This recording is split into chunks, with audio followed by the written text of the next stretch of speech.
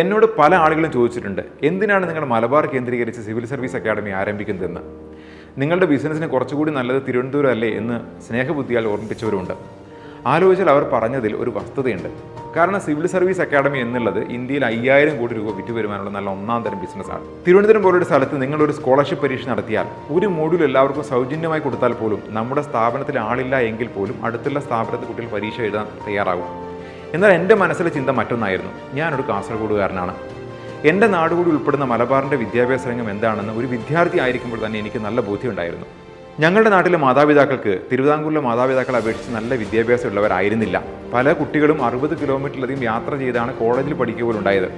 ഈ യാഥാർത്ഥ്യങ്ങളെക്കുറിച്ചുള്ള എൻ്റെ ബോധ്യമാണ് അനന്ത IAS അക്കാഡമി മലബാറിൽ ആരംഭിക്കണം എന്ന എൻ്റെ തീരുമാനത്തിലെത്താനുള്ള പ്രധാനപ്പെട്ട ഒരു കാരണം.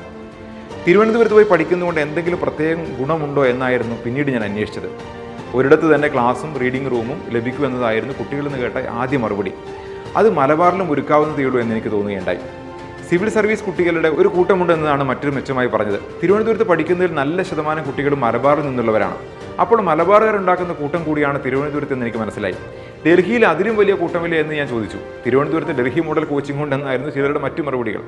അപ്പോൾ എന്താണ് ഡൽഹി മോഡൽ കോച്ചിങ് എന്ന് ഞാൻ അന്വേഷിച്ചു. ഇന്ത്യയിൽ എവിടെ പഠിച്ചാലും കുട്ടികൾ ഡൽഹിയിൽ നിന്ന് വരുന്ന പുസ്തകങ്ങളും കറണ്ട് അഫയേഴ്സ് മാഗസീനും ഒക്കെയാണ് പരീക്ഷയെ ആശ്രയിക്കുന്നത്.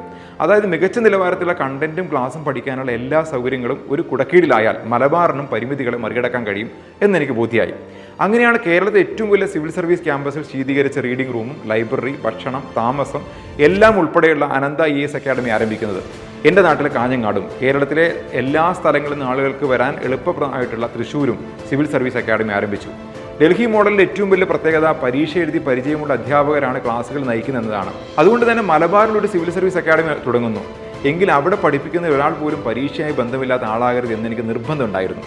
കഴിഞ്ഞ സെപ്റ്റംബറിൽ ആരംഭിച്ച ഞങ്ങളുടെ ബാച്ചിൽ കഴിഞ്ഞ വർഷത്തിനിടയിൽ മെയിൻസ് പാസ്സാകാത്ത ഒരു ഫാക്കൽറ്റിയും ഉണ്ടായില്ല എന്ന് ഉറപ്പുവരുത്തി.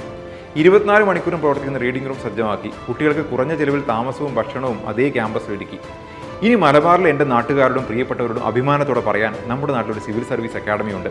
അങ്ങനെയാണ് അനന്ത IAS അക്കാഡമി നിങ്ങളുടെ മുന്നിലേക്ക് വരുന്നത്.